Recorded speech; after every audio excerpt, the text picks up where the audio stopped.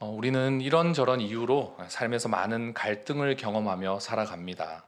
저마다의 관점과 생각과 입장이 다르고 또 삶에서 추구하는 가치도 다르기 때문입니다.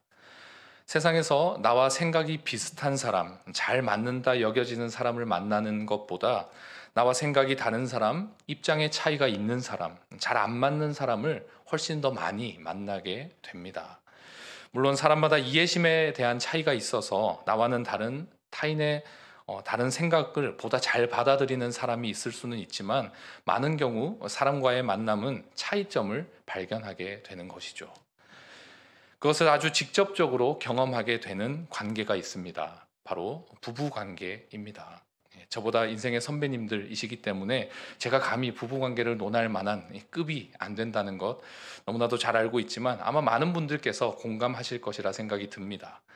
처음에는 나와 참 잘 맞는 사람이라고 생각했던 남편과 아내가 점점 본색을 드러내고 연애 시절에는 볼 수 없었던 그런 모습들을 보이며 내 입장에서는 이해할 수 없는 생각과 행동과 말을 하는 것을 보게 될 때가 있죠. 그럴 때 상대방을 향해서 변했다며 사랑이 식었다며 서운한 감정을 토로하기도 합니다. 물론 저희 집의 이야기는 아닙니다. 아니라고 해야 되고 아니기를 바랍니다. 부부 사이뿐만이 아니죠. 부모 자식 간의 사이에서도 다름을 참 많이 느끼죠. 도저히 이해할 수 없는 자녀의 행동 때문에 힘들어하기도 하고 또 반대로 부모님과의 생각의 차이가 너무나도 커서 답답해하기도 합니다. 또 친구들과의 관계, 또 회사 동료들과의 관계 속에서도 나와는 다른 다양한 생각들을 만나게 되고 또 특히 정치 쪽에서는 서로의 입장이 너무나도 극명하게 갈려서 양극단을 치닫고 있으며 또 나라와 나라 사이에서도 서로의 입장 차이로 인해서 끊임없는 갈등을 겪고 있는 것이 현실입니다.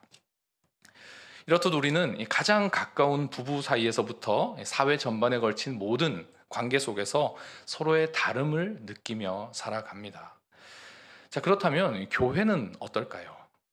교회도 여러 사람들이 모인 공동체이기 때문에 서로 다른 생각들이 존재하고 다른 입장들이 공존합니다.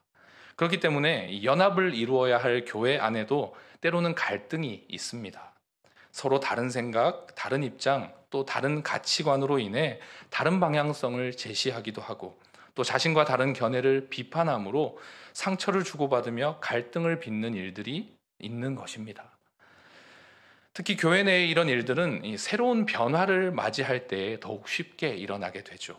새로운 문화가 들어오고 새로운 일들이 시작되며 새로운 사람들이 유입되게 될 때에 기존의 가치관과 새로운 가치관이 충돌되는 일들이 흔히 일어나게 됩니다. 오늘 본문 말씀의 배경이 되는 로마 교회가 바로 그런 상황이었습니다. 로마서는 바울이 쓴 서신으로 로마에 흩어져 있는 디아스포라 교인들을 향한 편지입니다. 그리고 이들 중에 대부분은 유대교에서 그리스도교로 개종한 자들이었고 또 이들 안에는 로마 사람을 포함한 많은 이방인들이 혼재되어 있었습니다. 그러다 보니 이 몇 가지 문제가 로마 교회 안에 나타나게 되었던 것입니다. 먼저 첫 번째 문제는 할례에 관한 문제였습니다.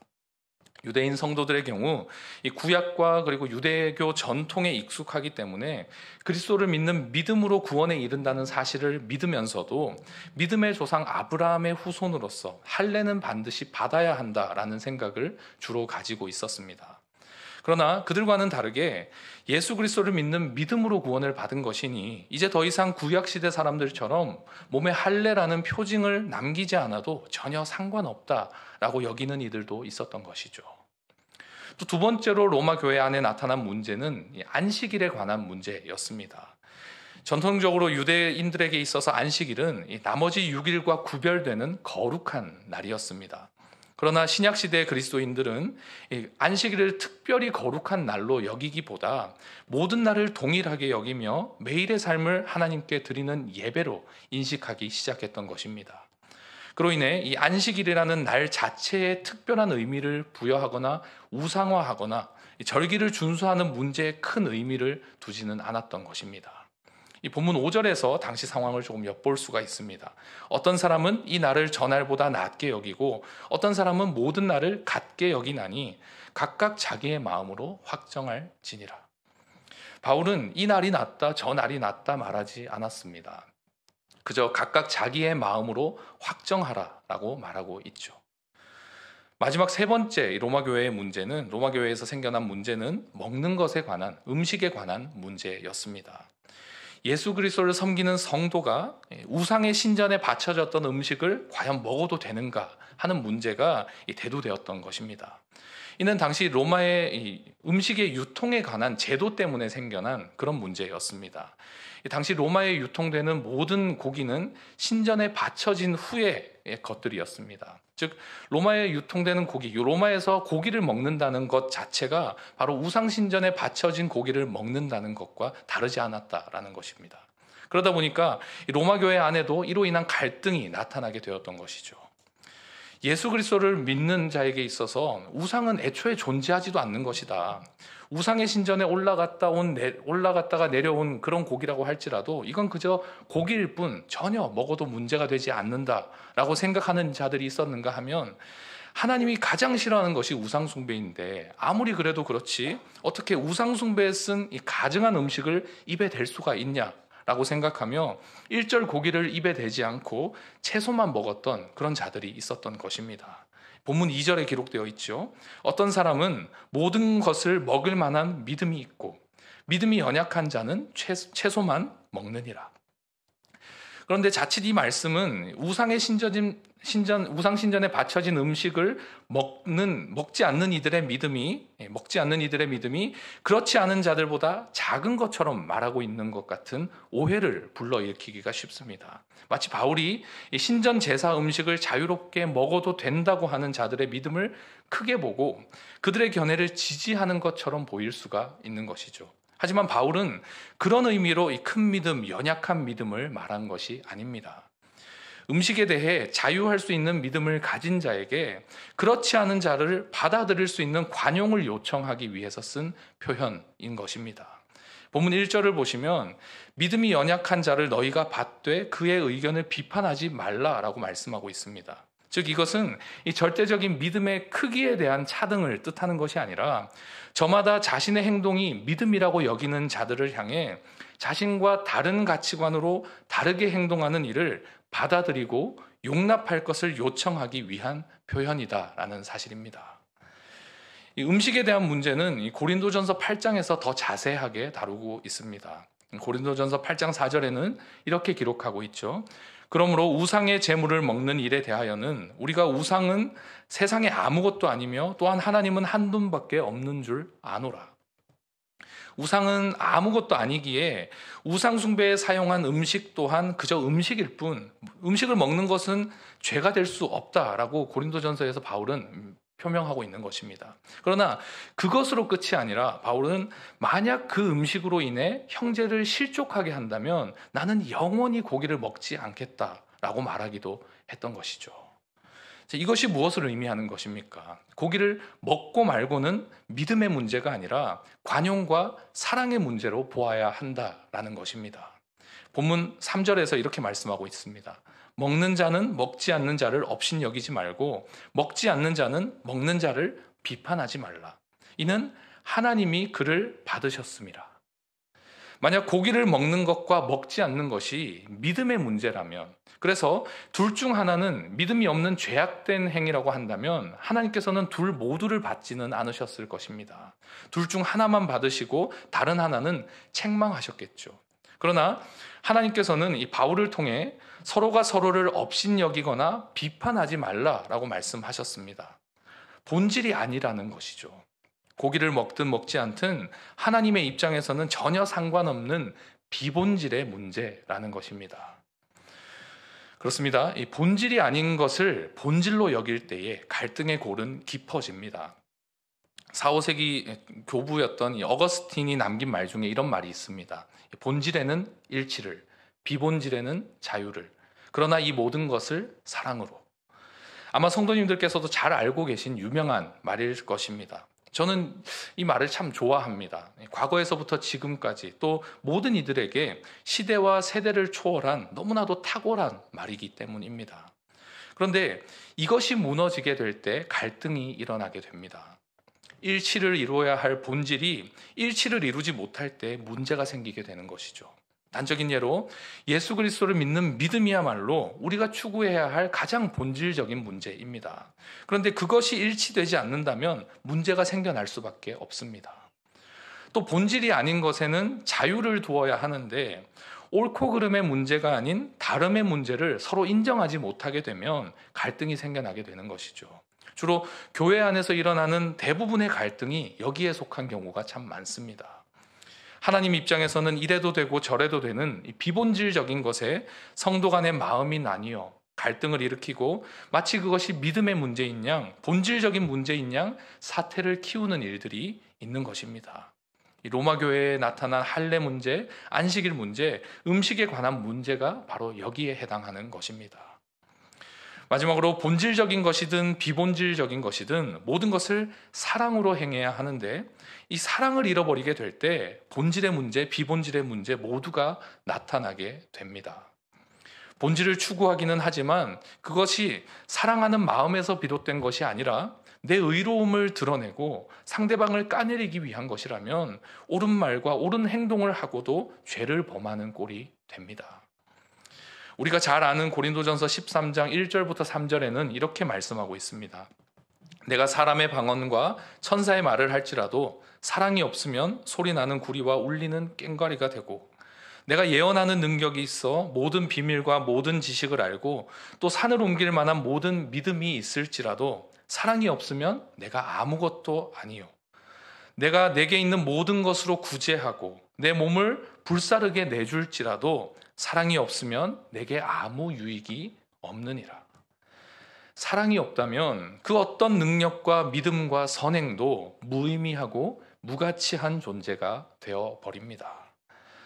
그렇다면 우리의 모습을 좀 돌아볼 수 있기를 원합니다. 특별히 이 갈등을 대하는 우리의 모습 속에 과연 사랑이 있습니까?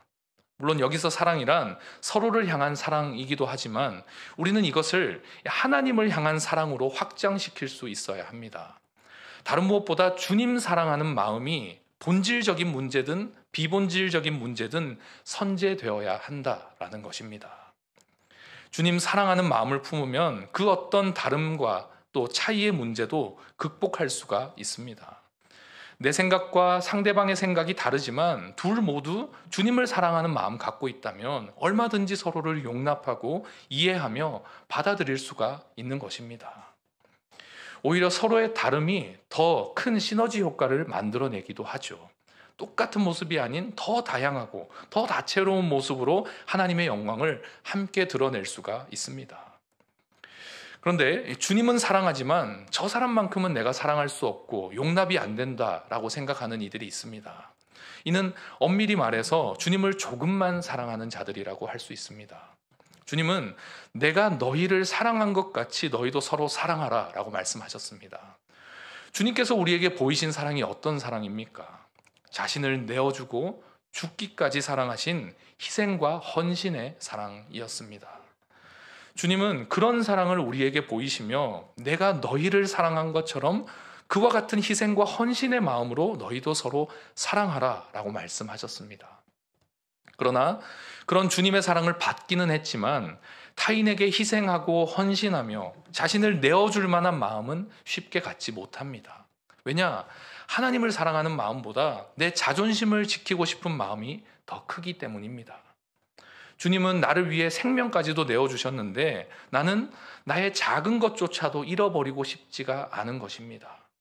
주님을 사랑하기는 하지만 나 자신보다 주님을 더 사랑하지는 않습니다.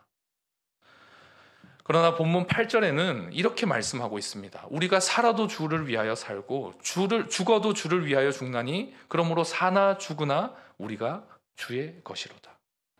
바울은 살고 죽는 것이 다 주를 위한 일이다라고 고백하고 있습니다. 주를 사랑하기 때문에, 주님을 사랑하기 때문에 죽는 것조차 기쁨으로 받아들일 마음의 준비가 바울은 되어 있었다라는 사실입니다.